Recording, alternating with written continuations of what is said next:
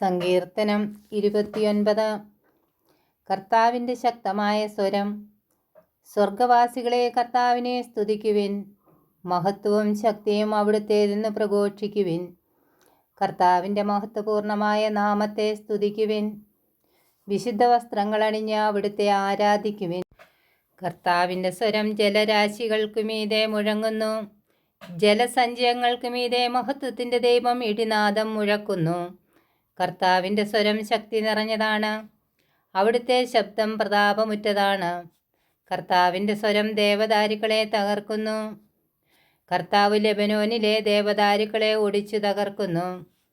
അവിടുന്ന് ലെബനോനെ കാളക്കുട്ടിയെപ്പോലെ തുള്ളിക്കുന്നു, സിയോനെ കാട്ടുപോത്തിനെ പോലെയും. കർത്താവിൻ്റെ സ്വരം അഗ്നിജ്വാലകൾ പുറപ്പെടുവിക്കുന്നു. കർത്താവിൻ്റെ സ്വരം മരുഭൂമിയെ വിറകൊള്ളിക്കുന്നു. കർത്താവ് കാദേശ് മരുഭൂമിയെ നടുക്കുന്നു. കർത്താവിൻ്റെ സ്വരം ഓക്കുമരങ്ങളെ ചുഴറ്റുന്നു. അത് വനങ്ങളെ വൃക്ഷരഹിതമാക്കുന്നു. അവിടുത്തെ ആലയത്തിൽ മഹത്വമെന്ന് എല്ലാവരും പ്രഘോഷിക്കുന്നു.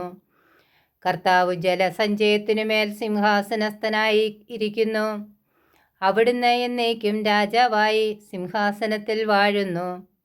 കർത്താവ് തൻ്റെ ജനത്തിന് ശക്തി പ്രദാനം ചെയ്യട്ടെ.